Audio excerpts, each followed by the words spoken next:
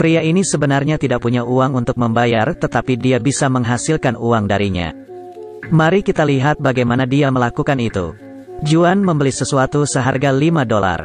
Dia pertama kali mengeluarkan uang kertas $50. Kasir mengembalikannya $45. Saat ini, Juan menyadari bahwa dia memiliki uang kertas $5 di sakunya. Dia mengambil selisih $45 di atas meja dan kemudian menghitung dengan tepat $50. Kemudian dia berkata kepada kasir bahwa dia ingin menukar uang kertas kecil itu. Saya akan memberi Anda 50 lagi. Anda bisa memberi saya uang $100. Jadi petugas itu setuju dan memberinya uang $100. Saya tidak tahu apakah kalian sudah tahu berapa banyak yang dia dapatkan. Ketika Juan mengambil barang-barangnya dan hendak meninggalkan toko, dia menemukan kasir tentang perubahan shiftnya. Jadi dia memutuskan untuk kembali dan memainkan trik itu lagi. Dia mengambil barang itu dan datang ke kasir lagi untuk pembayaran. Tetapi dia tidak menyangka kasir terakhir akan kembali ke toko. Saat ini, dia menyadari bahwa dia ditipu. Setelah melihat Juan, dia memberitahu manajer pria di sebelahnya. Manajer laki-laki itu melangkah maju untuk menaklukkan Juan, dan meminta rekannya untuk menelepon polisi. Saat ini, seorang pria bernama Mark tiba-tiba muncul di toko. Dia menunjukkan senjatanya dan mengatakan mereka tidak perlu melapor. Juga mengatakan bahwa dia telah melacak pria ini untuk sementara waktu. Beritahu manajer toko bahwa dia akan mengambil orang ini dan uang tunai itu untuk penyelidikan terlebih dahulu. Dan akan mengembalikan uang itu setelah orang ini menyelesaikan pengakuannya. Keduanya meninggalkan toko serba ada. Mark mulai memeriksa barang-barang yang dia curi dari toko. Pada saat ini, Juan menyadari bahwa dia telah bertemu dengan seorang rekan kerja. Dan pistol Mark hanyalah mainan. Juan mengucapkan terima kasih dan bersiap untuk pergi. Mark menghentikannya dan bertanya apakah dia ingin menjadi pasangan. Juan mengatakan dia suka bekerja sendiri dan terlihat enggan. Tapi Mark berusaha meyakinkan dia. Setelah berbicara, Mark membawa Juan ke gerbang gedung tempat tinggal. Dia membunyikan bel pintu satu persatu untuk memeriksa target Bibi. Pada kenyataannya, ini juga salah satu penipuan yang paling dapat diterapkan. Banyak orang terjerumus ke dalam penipuan ini. Misalnya, Bibi ini kebetulan punya keponakan. Mark memberitahunya bahwa mobilnya mogok di dekatnya. Saya tidak membawa uang apapun, ingin meminjam uang darinya sebagai keadaan darurat. Dan berkata aku tidak bisa meninggalkan mobil terlalu lama. Nanti kamu kasih saja uangnya ke teman saya.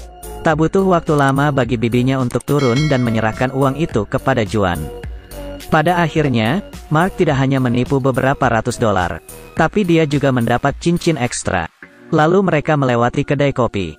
Mark harus menggunakan keahliannya lagi. Bagaimana $100 dengan satu sudut robek dapat digunakan? Mark berkata itu mungkin dan bahkan bisa menggandakannya. Dia menyuruh Juan masuk membeli secangkir kopi dan check out secara normal. Dan dia harus berpura-pura bahwa mereka tidak saling mengenal. Mark juga memesan satu cangkir kopi. Mengapa Anda tidak meminta kasir untuk mengembalikan kembaliannya? Pelayan bertanya dan berkata dia belum membayar.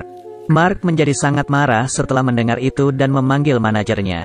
Beritahu manajer bahwa dia memiliki total $200 di dompetnya. Dia memberi $100 kepada pelayan 10 menit yang lalu. Dia juga mengeluarkan dompetnya dan menunjukkannya kepada manajer. Soalnya, hanya tersisa $100. Dan dia meminta manajer pergi ke kasir untuk mencari uangnya. Catatan yang hilang sudut. Dia membayar uang itu. Alhasil, 100 yang digunakan Mark kini menjadi 200. Kemudian rekan lama Mark datang untuk mencarinya. Katakanlah ada orang kaya senilai $5 miliar dan akan segera meninggalkan kota. Menurut yang dia tahu, orang kaya ini punya hobi mengoleksi perangko. Dan saudara perempuannya memiliki satu set koleksi perangko 9 ratu. Dia telah membuat salinan dari set asli itu. Siap menjual kepadanya dan menghasilkan banyak uang. Tapi orang kaya itu sudah memesan penerbangan untuk meninggalkan kota besok. Jadi tidak banyak waktu tersisa baginya untuk melakukan pemeriksaan yang benar. Jadi bisa dikatakan ini adalah kesempatan yang sangat langka. Dan karena penuaan dan penyakitnya yang tiba-tiba. Jadi dia hanya bisa meminta Mark untuk mengambil kesempatan ini. Setelah keduanya menerima set perangko palsu, mereka mulai menarik orang kaya itu untuk mengambil umpan. Mark datang ke kamar mandi. Sengaja membahas penjualan perangko 9 ratu di telepon. Setelah orang kaya itu mendengarnya, keduanya datang ke ruang pertemuan untuk berdiskusi lebih detail. Dia melihat foto itu dan berkata dia akan membelinya. Minta mereka membawa perangko untuk diperiksa. Setelah itu keduanya datang ke kamar orang kaya dengan set perangko palsu. Orang kaya itu mengambil perangko dan menyerahkannya kepada ahli untuk diperiksa. Melihat ahli memeriksa dengan cermat, Mark dan Juan sangat gugup. Tidak menyangka ahli mengatakan perangko itu asli. Setelah itu, orang kaya itu menawarkan harga $450.000 dan setuju untuk berdagang pada malam hari. Tepat saat keduanya bersorak untuk kesuksesan, tiba-tiba sebuah sepeda motor mendekat dan mencuri cab mereka. Setelah menempuh jarak yang cukup jauh, para tukang ojek melempar perangko ke sungai. Setelah mereka mengambilnya kembali, semua perangko menjadi basah. Ini membuat mereka putus asa. Mark tiba-tiba memikirkan set otentik di rumah saudara perempuan pasangan lamanya. Jadi keduanya menemukannya dan berkata mereka ingin membeli. Setelah beberapa tawar-menawar, saudari itu akhirnya setuju untuk menjualnya seharga $250.000. Namun setelah mendengar itu, Juan segera mengajak Mark keluar dan meminta untuk meninggalkannya. Karena mereka tidak dapat menemukan jumlah sebesar itu dalam waktu singkat. Tetapi Mark tidak ingin melewatkan kesempatan langka ini untuk menghasilkan $200.000 hanya dengan berdagang. Dia memutuskan untuk mengambil warisan yang ditinggalkan oleh kakek neneknya.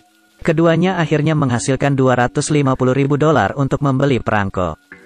Mereka bergegas ke hotel dan bersiap untuk berurusan dengan orang kaya itu. Kemudian Mark kebetulan bertemu dengan saudara perempuannya. Keduanya langsung bertengkar saat bertemu. Karena Mark mengambil bagian yang melekat darinya dan saudara laki-lakinya tanpa bertanya. Setelah orang kaya itu mendengarnya, dia memberi syarat tambahan pada Mark.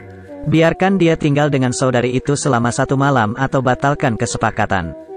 Ini membuat Mark sangat sulit. Tapi demi kesepakatan itu dia memohon kepada saudari itu untuk membantunya. Dia berpikir sesulit dia membagikan cukup uang kepada saudara perempuannya, dia bisa meyakinkannya. Tetapi saudari itu berkata dia tidak menginginkan uang. Dia hanya ingin dia mengakui warisannya yang dicuri di depan adik laki-lakinya. Setelah mendengar kebenaran, adik laki-laki itu benar-benar kecewa. Saudari itu mengambil perangko itu dan berjalan ke kamar orang kaya itu.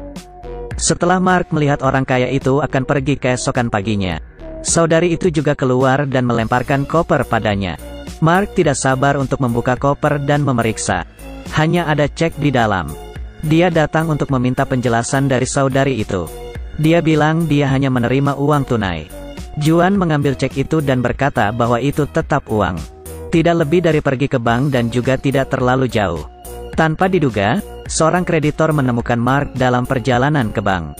Dia memegang pistol dan memaksa Mark untuk membayar kembali debt, jika tidak dia akan kehilangan nyawanya.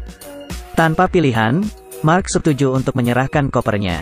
Setelah kreditor membukanya, keduanya terkejut. Di mana ceknya? Juan kebetulan mendengar maksud Mark. Faktanya, Mark tidak berniat berbagi uang dengan Juan. Dan bahkan ingin mengambil kontribusinya sebesar $50.000. Jadi Juan sudah siap dan diam-diam mengambil kasir. Sekarang Mark tidak punya pilihan selain harus pergi ke bank dengan jujur. Tetapi ketika mereka sampai di bank, mereka tercengang. Ada kerumunan besar di depan pintu bank. Mark mengambil cek dan mencoba bersandar di antara kerumunan. Setelah bertanya, dia tahu bahwa bank tersebut menyatakan pilot pagi ini. Mata Mark dipenuhi dengan keputusasaan. Tidak hanya dia tidak bisa mendapatkan $450.000, tetapi kehilangan uangnya sebesar $200.000. Juan tampak kecewa, pergi. Saat film berganti adegan, Juan datang ke gudang. Orang kaya, pencuri sepeda motor, pasangan tua dan orang ahli semuanya ada di sana. Ternyata semua ini dirancang oleh Juan. Permainan sudah dimulai di toko serba ada. Tujuan dari ini adalah untuk menipu Marcos dari $200.000 sebagai balas dendam atas semua waktu dia menipu keluarga dan rekan-rekannya. Saya harus mengatakan bahwa akhir cerita ini terlalu tidak terduga. Saya pikir Juan adalah orang yang baik. Ternyata saya juga menjadi korbannya. Dari awal hingga akhir film, tidak ada yang mengatakan sesuatu secara jujur. Bahkan Juan mengatakan cincin itu diserahkan dari leluhurnya. Terima kasih telah menonton. Sampai jumpa di film berikutnya.